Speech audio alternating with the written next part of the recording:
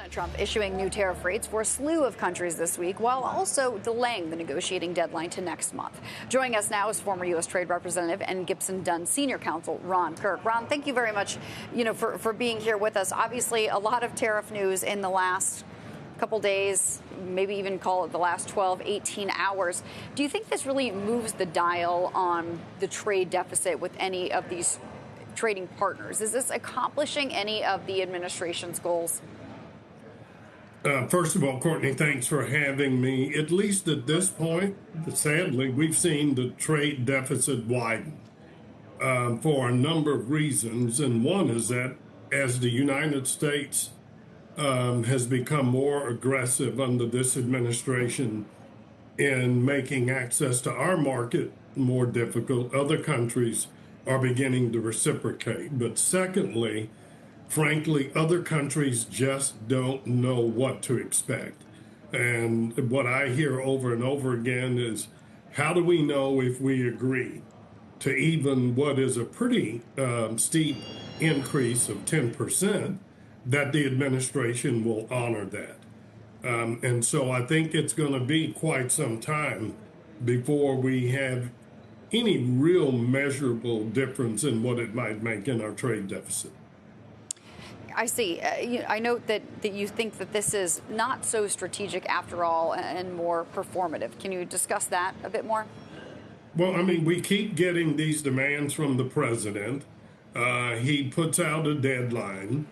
And then once we get the market reaction that we did on Monday, when the president announced he was going to send out all these threatening letters, you saw the same predictable and swift downturn in the market that have signaled to this administration time and time again, notwithstanding their continued belief that these tariffs are going to be harmful to our economy and are not going to help with the reshoring and the manufacturing that the administration says that it's committed to. And so it just feels like it's more threatening. It doesn't feel strategic. These numbers are just being pulled out of the air. We have focused quite a bit, obviously, on China, the Asian markets, and Europe. But I was at a conference last week with a number of African countries, all of whom we have trade surpluses, and they were absolutely flummoxed over what the administration expects them to do in order to avoid increased tariffs when they already are at a deficit with the U.S. Ron, you mentioned that this does not necessarily promote the idea of reshoring or kind of changing the manufacturing balance globally. The talk of that really has receded a fair bit, hasn't it? I mean, the administration's focusing on the revenue that's so far coming in and might be projected to come in. And I wonder if you think that if the approach had been, by the administration, look, we're going to charge the rest of the world a toll for access to the U.S. consumer, which is the single largest source of demand in the world. It's going to be around 10%. Take it or leave it. We're just going to use this as a way of raising revenue and maybe slightly changing the playing field in terms of production decisions. Would that be okay? I mean, if essentially the U.S. sort of made this much more about revenue and essentially a toll? Well, the challenge with that is we have pretty strong historical evidence that when we've done that, first of all, that toll, no matter how we try to pretty it up, is still a tax borne ultimately by American businesses who import and American consumers who use these products.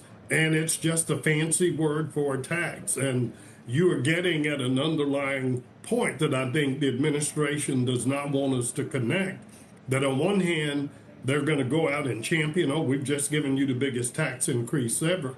But buried in that is a reality that they are expecting $3.7 trillion in tariffs to pay for that.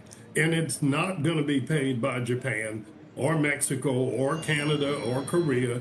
It's going to be paid on the U.S. side. So on one hand, they give you something, the other hand, they take it away. And so I don't think that argument would have been persuasive. It sounds better if you cloak it in reshoring, because all of us want to do everything we can to spur job growth in this country.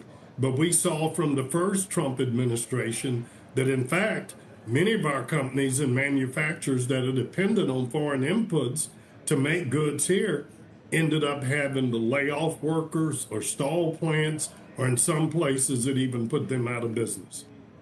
Meantime, after that threat of a tariff related to the BRICS-aligned nations, Ron, the BRICS, Lula in particular, had some harsh words at their BRICS summit saying that they don't want emperors around the world. To what degree do you think China and the BRICS in general have been persuasive in establishing themselves as reliable trade partners? Well, fortunately, to this point, they hadn't been able to get out of their own way. But the easiest way sometimes is to get your enemies organized is for you to become the antagonist, for you to become the protagonist.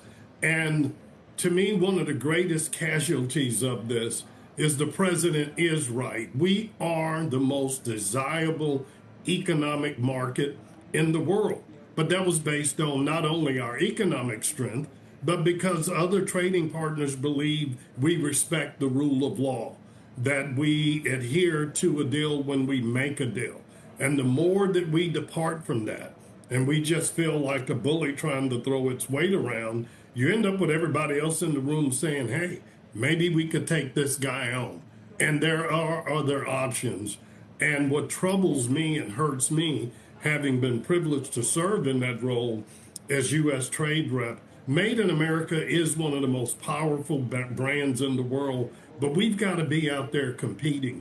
And right now, this administration is putting U.S. businesses in an extremely difficult situation, and that other trading partners are now looking for other alternatives, or for the first time in many, many decades, questioning whether they can rely on the good word of the U.S. Ron, quickly before we let you go, you do mention the economic power of the United States and the consumers here. Is there a way that you would advise the administration to use tariffs, but in a more constructive way? Well, every administration, including mine under the Obama administrations, have used sectoral targets where we go in, we find a trading partner. China has been egregious in this, targeting a specific industry, and we did that over and over again. It's a much more effective and targeted rule to combat egregious behavior, protect American interests. But these blanket tariffs, I just don't think are that effective, and that's why you see very little support for these outside of the administration. Got it. Ron Kirk, thank you very much for joining us today with your perspective. Thank you all for having me, as always.